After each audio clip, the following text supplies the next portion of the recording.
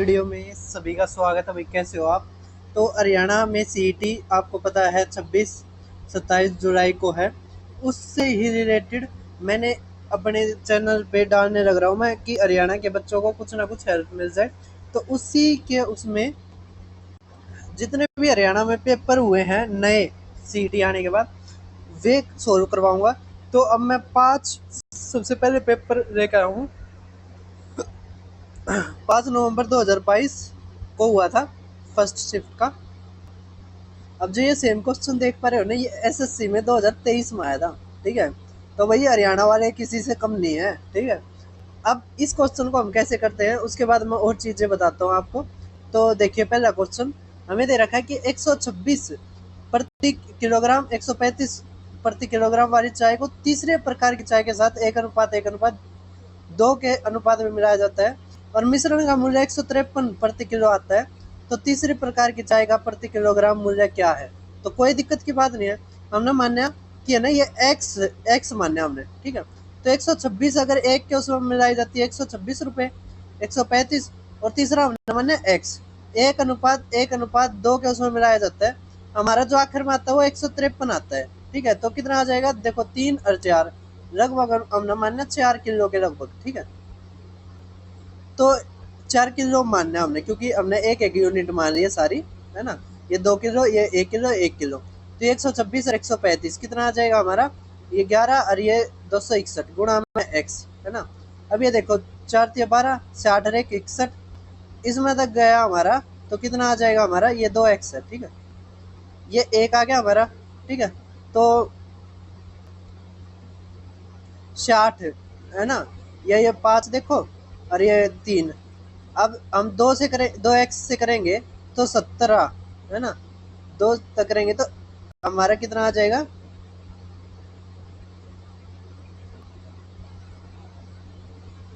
175.5, है ना। ये हमारा आंसर समझ में आ गया। तो क्वेश्चन आसान है, कोई ज्यादा दिक्कत की बात नहीं है ना। कैलकुलेशन भी कोई ज्यादा नहीं है। अब देखते हैं हम, ये जो हमारे पीडीएफ है ये, और जो भी पेपर होते हैं वो कहाँ पे मिलेंगे? तो मेरे Telegram channel maths by Deepak Sharma भी मिलेंगे। देखो एचपी टेट का हुआ था हिमाचल का, वो भी, और भी सारे। और 2 नई वैकेंसी आई हैं, वे भी मैंने डाल दी है। एक तो ये ESIC की आई है, और एक आई थी CCRAS में UDC LDC स्टेनोग्राफर MTS। लगभग 500 से ज़्यादा वैकेंसी थी।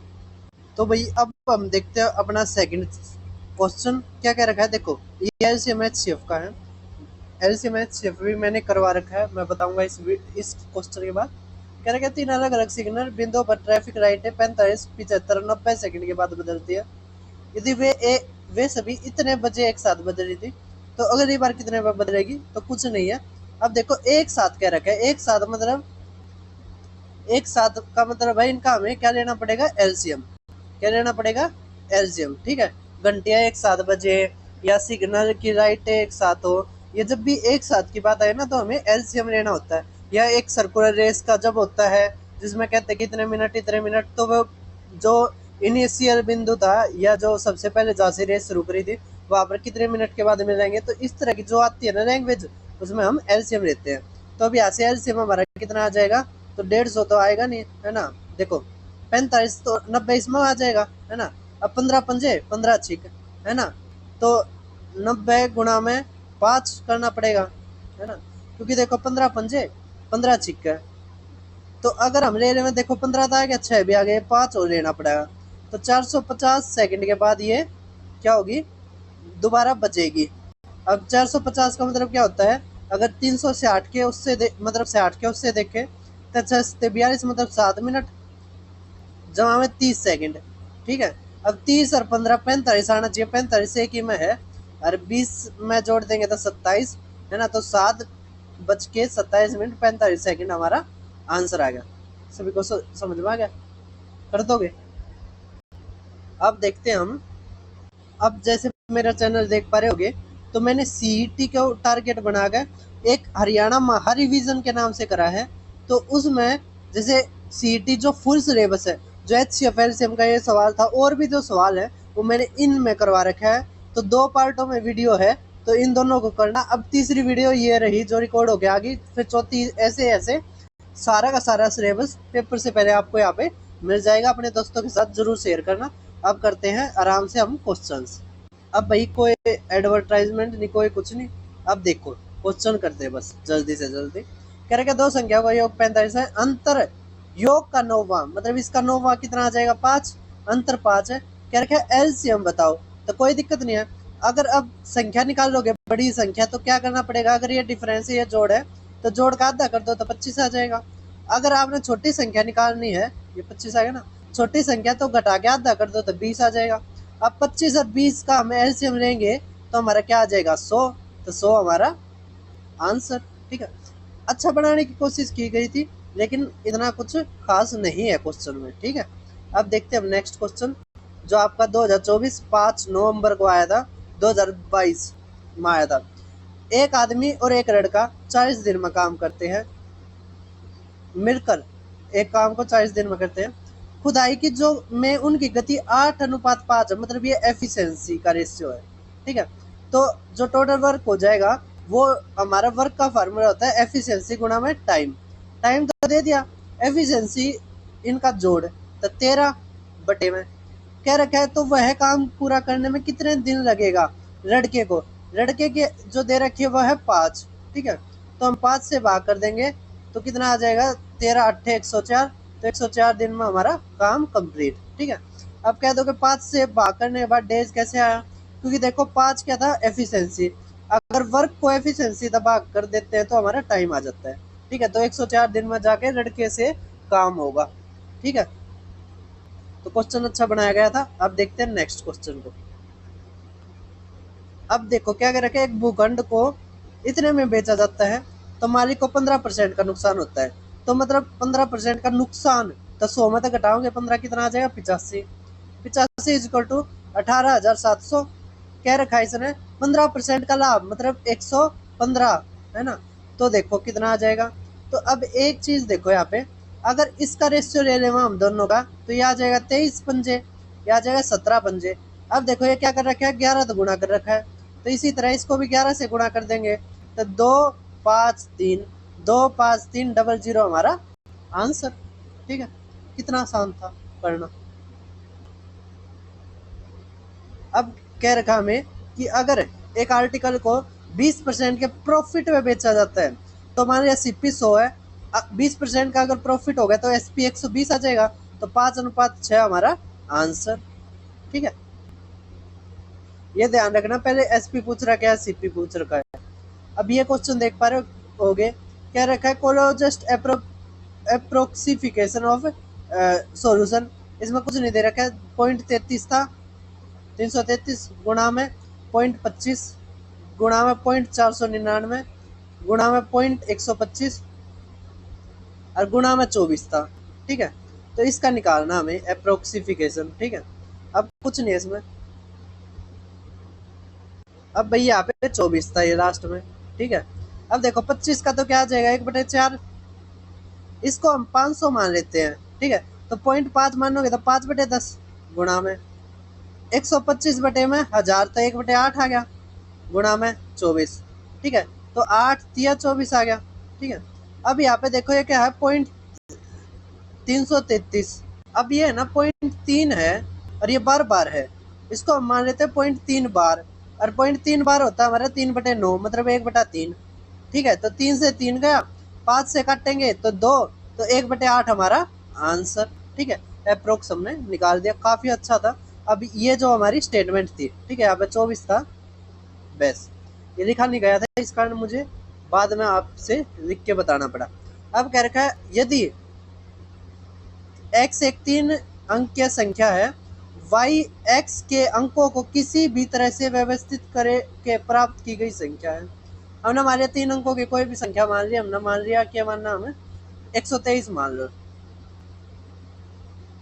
अब कह रखा है तो x माइनस वाई किससे डिविजिबल होगा, तो हमेशा ध्यान रखना जब इसको बदल के लिख देते हैं ना तो 3 2 1 और इसका डिफरेंस लेते हैं तो ये हमेशा 9 से, यानी किससे भाग होता है 9 से भाग होता है। तो किससे भाग होता है ये 9 से भाग होता है, ये हमारी एक आइडेंटिटी होती है। पेपर में बहुत बार आती है, ये मैंने करवा भी रखी है, तो वहाँ पे भी आप देख सकते हैं। ठीक है, अब आप देख पा रहे होगे, और इनको भी जरूर करके जाना भाई, है ना। ये जो मैं करवा रहा हूँ, कह रहा है ए ने इतने का निवेश करके शुरू किया, 5 महीने बाद बी इतने की पूंजी के साथ एक साथ जुड़ गए, वर्ष के अंत में लाभ इतना है, तो ए और बी के शेयरों के बीच अनुमानित अंतर निम्नलिखित में से कौन सा है। कोई दिक्कत नहीं है। 38,000 रुपये लेकर आया ए, 12 महीने तक लगाए। बी लेकर आया 55,000, अरे कितने, 5 महीने के बाद, मतलब 7 महीने तक लगे रहे। देखो 3 जीरो तो 3 जीरो गई। ठीक है, अब कैसे काटेंगे इसको, तो भाई थोड़ा कैलकुलेटिव दे रखा है, कोई दिक्कत नहीं है। 5 7 35, ये 385 है ना। 12 तक करेंगे, 12 8 96, 9 12 या 36, अरे ये 45। अगर जोड़ करेंगे तो 11, और ये 14, और ये 8। ठीक है, ये हमारा 2200 के लगभग आ गया। हमें क्या रखा है इसका अंतर, अंतर देखेंगे तो हमारा आ जाएगा 1, ये 7, तो 71 निकालना हमने। ठीक है, तो 71 बटे में 8 4 1। तो भाई ये जो क्वेश्चन दे रखा है काफी अच्छा दे रखा है, तो भाई इसमें मैं तो यही कहूंगा, आप है ना इसको गुणा करके कर लेना। अगर 2 तक गुणा करोगे तो 14, है ना, फिर 11 तक कर लो तो 2, ये 6, है ना, ये 5, और ये 1, और इसको फिर 8 4 1 से करो। ठीक है, अब देखो पहले तो 1 पर जाएगा ये, तो भाई पहले तो 1 पर जाएगा और फिर 8 पे जाएगा। 18 अट्ठे 144, 18 निम्मा ज्यादा हो जाएगा। ठीक है, तो हमारा 1857 हमारा आंसर। काफी अच्छा पूछ रखा भाई। अब देखिए भाई नेक्स्ट क्वेश्चन क्या रखा है, 14 मीटर त्रिज्या, मतलब रेडियस इज इक्वल टू 14, क्या रखा है हाइट 3.5 मीटर। ठीक है, एक ठोस सिलेंडर की लागत, जब धातु की लागत इतने घन मीटर है, तो कुछ नहीं, वॉल्यूम निकालना हमें, तो volume is equal to pi r square h, formula होता है हमारा। तो 22/7, आर कितना, 14 गुणा 14, 3.5 मतलब 60, 7/2। ठीक है, अब देखो 7 से 7 गया, 2 से काटोगे 11। ठीक है, अब कह रखा हमें 50 रुपए, तो गुणा में 50 कर देंगे हम। ठीक है, अब 50 की यहाँ से 2 हो जाएगी तो 2 जीरो। अब आ गया हमारा 14 सत्ते 98, गुणा में मतलब 11 तो गुणा करेंगे तो क्या आ जाएगा, 8 9 9 8, है ना, तो ये 17, ये 107800 हमारा आंसर। ठीक है, तो कुछ नहीं है, बस फार्मूले के ऊपर आ रहे हैं। हम कह सकते हैं क्वेश्चन ठीक ठाक आ रहे हैं। अब ये क्वेश्चन देख पा रहे होगे, काफी अच्छा है। केवल 6 क्वेश्चन रह गए हमारे। कह रखा है अजय के जन्मदिन पर चॉकलेट 100 बच्चों के बीच समान रूप से वितरित की जानी थी। ठीक है भाई, वह केवल 70 बच्चों को ही वितरित कर सका, ताकि प्रत्येक बच्चे को 3 अतिरिक्त चॉकलेट मिले। वितरण के लिए कुल कितनी चॉकलेट उपलब्ध थी। क्वेश्चन अच्छा भाई, मान लिया 100 बच्चे थे ना, तो हर बच्चे को वो एक्स चॉकलेट देता था, तो टोटल हो गया हमारी 100 एक्स चॉकलेट। ठीक है, समझ में आ गया, एक्स चॉकलेट देनी थी हर बच्चे को। लेकिन उसने क्या करा, उसने सोची दिखन तो लग रही है बच्चे ने, बच्चा अभी उसने नहीं समझी इतने, उसने सोचा दिखन तो लग रही है, हवा बनाने गया तो 3 चॉकलेट ज्यादा दे दी। क्या कर दिया, 3 चॉकलेट ज्यादा दे दी, मतलब देनी कितनी थी एक्स, उसने दे दी एक्स जमा में 3, कितने बच्चों को, 70 बच्चों को। तो जो संख्या थी वो तो बराबर होगी ना। ठीक है, बराबर होगी। अब कुछ नहीं है, अब बराबर कर दो। देखो ये 70x, ये 100x, तो 30x इक्वल टू 70 गुणा में 3, तो कट गया हमारा। ठीक है, तो हमारा x इज इक्वल टू कितना आ गया, 7। कह रखा है तो वितरण के लिए कुल कितनी चॉकलेट थी, तो ये कितनी थी, 700, तो 700 हमारा आंसर। ठीक है, हर बच्चे के लिए 7 लेकर आया था, लेकिन 3 अधिक दे दी, तो केवल 70 बच्चों में वो बट सके। ठीक है, अब देखो 12th क्वेश्चन। अब इसमें क्या कह रखा हमें कि 3 धनात्मक संख्याएं हैं। ठीक है, तीनों संख्याओं के औसत का 1/3 सबसे बड़ी संख्या से 8 कम है। ये भी ठीक है। सबसे छोटी और दूसरी सबसे छोटी संख्या का औसत 8 है। ये भी ठीक है भाई साहब। कह रखा है सबसे बड़ी संख्या क्या है। ये भी ठीक है। हमने 3 संख्याएं मानी x y z। ठीक है, सबसे बड़ी है x, फिर छोटी y और सबसे छोटी z। क्या रखा है, सबसे छोटी और दूसरी सबसे छोटी का औसत, मतलब y पर में z का औसत बटे में 2 इक्वल टू 8 होता। इनका जोड़ कितना आ गया, 16। ठीक है। क्या रखा है, तीनों संख्याओं का औसत, मतलब x जमा में y जमा में z का औसत, मतलब बटे में 3। तीन संख्याओं के औसत का 1/3, मतलब औसत का 1/3, तो 1/3। सबसे बड़ी संख्या से 8 कम है, मतलब x माइनस इक्वल टू हमारा आ जाएगा 8। ठीक है। तो अब देखो ये 9 हो गया, इस तरफ जाएगा तो 9x माइनस x जमा में वाई जेड कितना हमारा 16 बटे में 9 इस पूरे के। और ये अगर अंदर जाएगा माइनस तो ये भी माइनस का साइन इक्वल टू 8। ठीक है। तो यहाँ से हमारा आ गया 8x माइनस 16 इक्वल टू 8 गुणा में 9। ठीक है। अगर 8 कॉमन लेते हैं तो यहाँ से आ गया हमारा 2, ये कट गया तो x माइनस 2 आ गया 9, तो x बराबर हमारा आ गया 11। सबसे बड़ी संख्या हमारी क्या है, 11। ठीक है। थोड़ा कुछ नहीं है, इक्वेशन मान का हम आसानी तक कर सकते हैं, कोई ज़्यादा दिक्कत की बात नहीं है। ठीक है। अब देखते हैं हम नेक्स्ट क्वेश्चन, 13 क्वेश्चन। हमें कुछ नहीं दे रखा है, एक बार मैं स्टेटमेंट लिख देता हूँ। हमें दे रखा है क्यूब रूट ऑफ 1331 जमा में क्यूब रूट ऑफ 216 जमा में क्यूब रूट ऑफ 729 जमा में क्यूब रूट ऑफ 64। ये हमारा सवाल था। अब एक बात बताओ, 1331 11 का होता है तो हम 11 लिख देंगे। ये किसका होता है, 6 का। ये किसका होता है, 7 का। 9 का। ये किसका होता है, 4 का। ठीक है, बस जोड़ करना हमारा। तो 9 और 4 13, ये 19 20 और ये कितना आ जाएगा हमारा 30, है ना।